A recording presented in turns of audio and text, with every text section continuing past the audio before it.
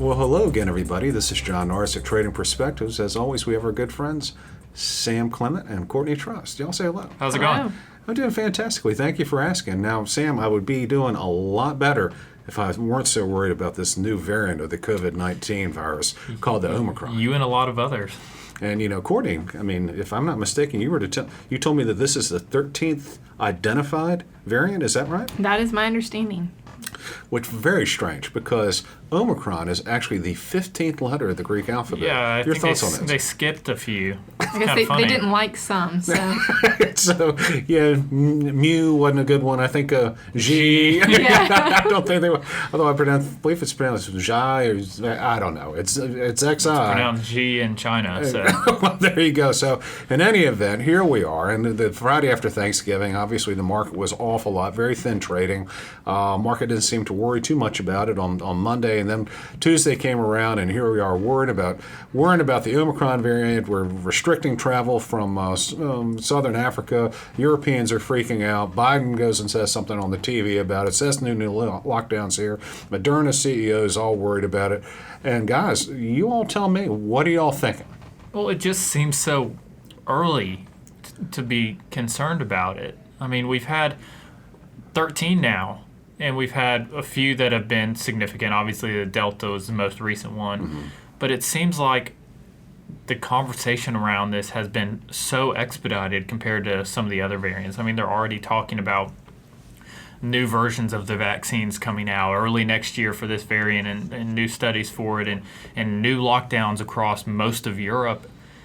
To me, that just seems a little early, especially when we look at the cases that we've seen have been significantly more mild than previous versions. Well, but do you think part of that is also that people gave so much flack for us being behind the curve with the first variant? When COVID came out, that we weren't watching it. So now it's just this hyper sensitivity to it. We're like, let's get ahead of it. Because I think people are so jaded by it in general that maybe. I don't know. I mean, what are your thoughts on if you think people are just trying to get in front of it to prevent maybe people freak out, board up their houses, I hope people aren't going to board up their houses. But Courtney, as you pointed out to us, what is it, some 776,000 deaths or something like that in the United States? 5.2 million worldwide. For a global pandemic that's still... Unless I'm not trying to be cavalier or downplay the deaths, it's awful, but it's still, COVID virus is not the most deadly virus the world has ever seen. No, right. But on a timeline, it's coming to what is typically the end of a lot of pandemics. The 2-year mark is often looked at as the time horizon for a pandemic.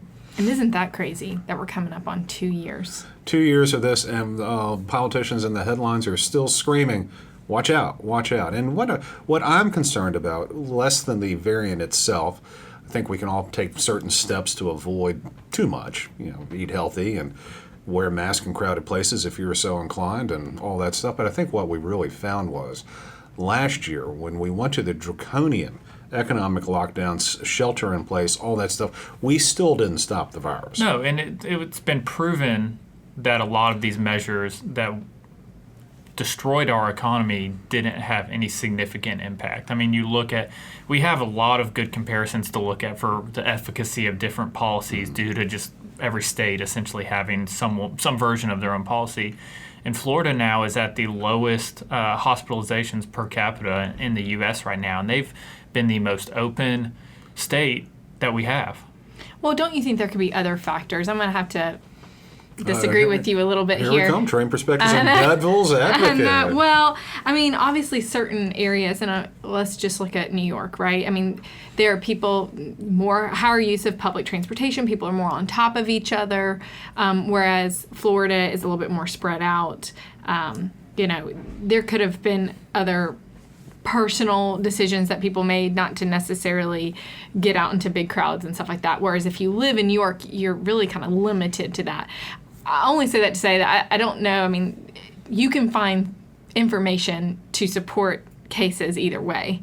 So I guess I just want to be sensitive to people who might have different views that different views on lockdowns. Well, no, I'm just saying that I don't think that people who decided to stay inside or wear a mask, I do think that helped the spread of COVID. What I'm saying is limit the not spread. that masks don't work. I'm saying that mask mandates don't work and lockdowns don't work and all these rules don't work. If people want to wear a mask and they think that's going to help them, that's fine by them, and I'm sure it does help in some instances, but it's been shown time and time again that the mandating of wearing masks and these shutdowns of economies does not work.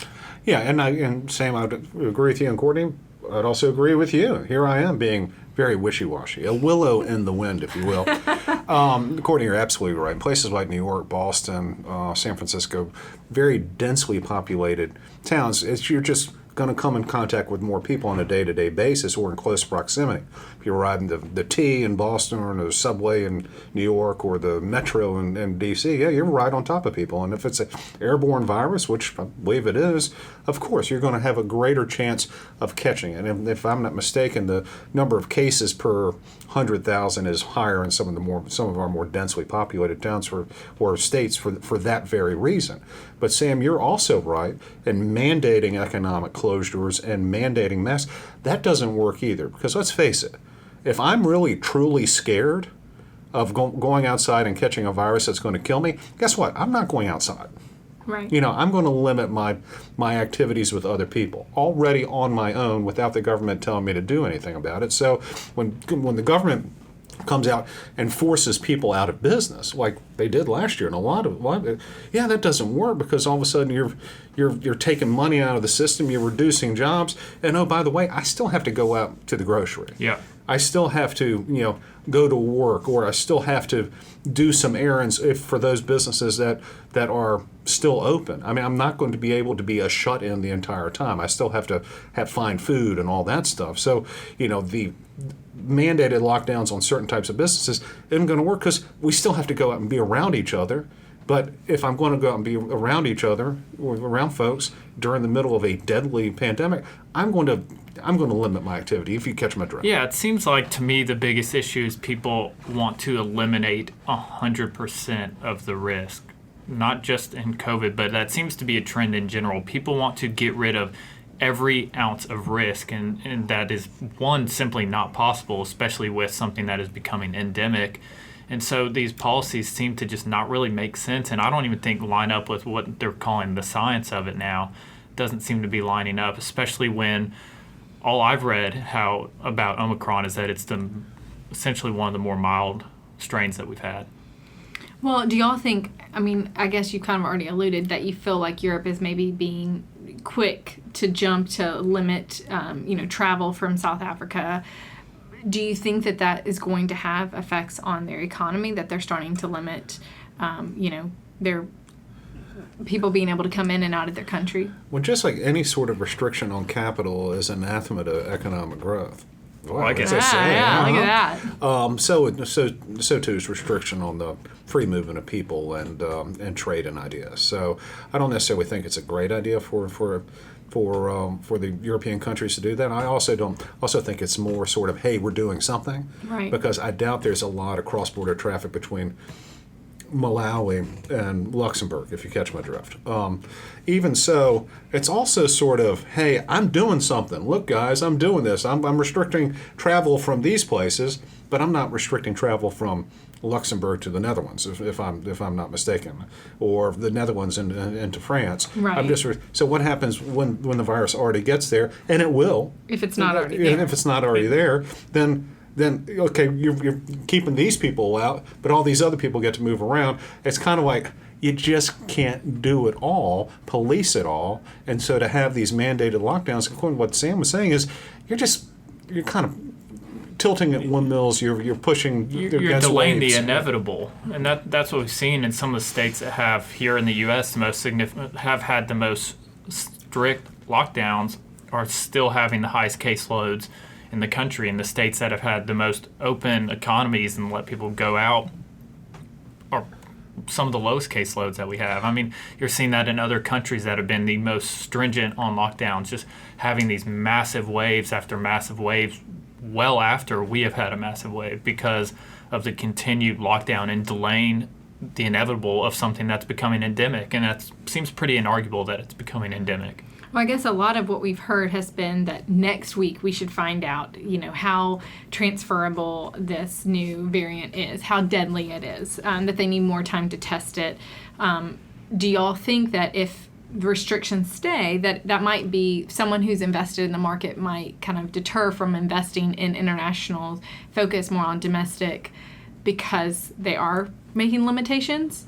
Oh, Courtney, thank you for that question. It's right in our Teed it wheelhouse. up. It teed it up for us very nicely. Now, currently our investment committee, Courtney, still believes that the U.S. is the most attractive of the developed economies, and even for many of the emerging economies as well, in terms of just overall potential for growth. So we haven't liked developed international for a while, not only for the demographic headwinds against those countries, but then also due to things like the restrictions that they placed on last year, and just the as Sam alluded to, the inability or the avoidance of risk taking relative to the United States. Sam? Yeah, and that's a trend that we talked about even before COVID. America, the American dream part of that is going out and taking more risk, and the way our economy is set up to the sector allocations that we have here, there's a lot of reasons for a long time that we've been more excited about the U.S. economy and U.S. market than developed markets, especially. But in terms of whether or not we'd make a massive shifts from, say, stocks into bonds or to cash, a lot of that would really have to depend, in my estimation, Sam, you can correct me if you think I'm just way off base, is just whether or not the United States decides to go into lockdown mode like we did in March and April of last year. And that's and then all bets are off. But if it's just sort of, hey, wear a mask, and people will complain about that, if it's wear a mask, or, only old people get to go to shop at the Fresh Market from 8 to 10. Right. We're not making any changes. Yeah. Do y'all think, when you look at where we are in the allocations and stuff like that, you mentioned going to cash and bonds, but with them talking about, okay, well now they might have to tweak the booster to make sure that it would actually work against this new variant, is that something that you would take into account? Okay, well maybe we need to shift more into different sectors that would be actually producing this new vaccine or the booster? Is the money not there? I think the money's already in a lot of those. Okay. Pfizer's had a nice run. Moderna, I'd never even heard of the company until last year. It was It's on a about nice run. $19 before the pandemic, and now it's sitting at over $300 a share. Yeah, so I think a lot of the money's already in on there. You might be able to squeeze a little bit more blood out of that turnip. But Sam, you and I have talked about it. I didn't start hearing the voices in my head until after I got my second The shot. Chinese anthem. Well, it was actually, I think that's what you heard. I Yeah. heard more talking about the great leader and the dear leader. I've just really started liking Xi Jinping. Well, since the second shot.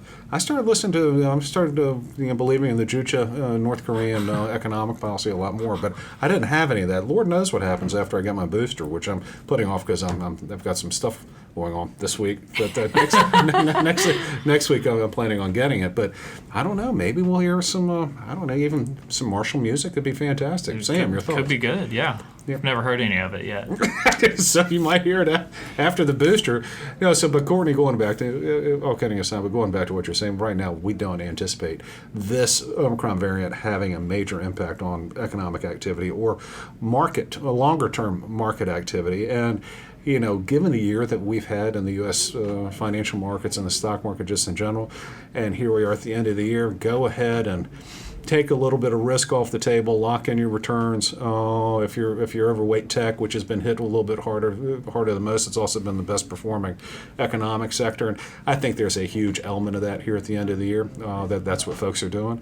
And strangely enough, the cash that they're raising here at the end of November, it's got to go somewhere, and it's got to go somewhere by December 31st because that's when the reporting period ends. So I anticipate that any of the cash that's been raised here at the last week and a half of November is going to find its way back in the markets. And a lot of our job is to kind of block out some of the noise. We always are looking for where, stock prices are some multiple of a company's earning and what they're going to earn going forward.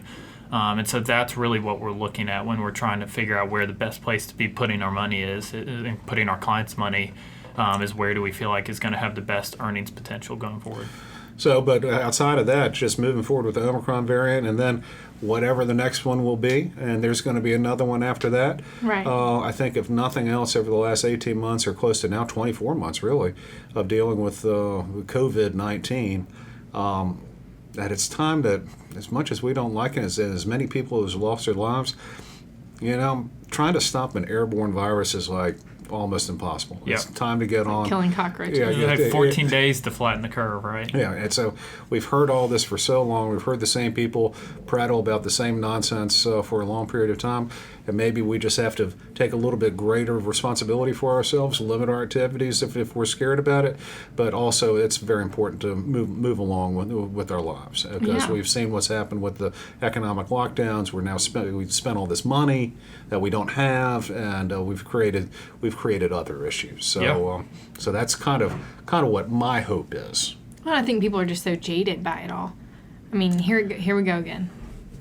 Well, as Yogi Berra one time said, it's like deja vu all over again, Yes. and that's kind of very, very much like how I view this. And Courtney and Sam, Yogi Berra was I know Yogi Berra. was a catcher for I have the his New York autograph. Yankees. Do you really? Yeah. How'd you get that? I have a ball with all the Hall of Fame catchers' autographs on it. And your father bought it for you at the New York airport? No. Came in a glass box that made in China. That's awesome. What are you going to do with it? I have it in a box with all my other autographed That baseballs. sounds like his retirement plan. Yes, it And so, does. in terms of, Courtney, your retirement plan, we would still argue that you need to be fully loaded in stocks and fully loaded in Yes. U.S. stocks. So, Yes. there you have it. Well, guys, thank you all so much for listening. We always love to hear from you all. If you have any comments or questions or suggestions, please, by all means, let us know. You can always drop us a line at tradingperspectives@oakworth.com, or you can leave us a review on the podcast outlet of your choice. As always, if you're interested in reading more or hearing more about what we have to say or how we think, please go to oakworth.com and take a look underneath the Thought Leadership tab for all kinds of awesome information. Sam and Courtney, any last thoughts? That's all I got. That's it. That's all I've got today, too. Y'all take care.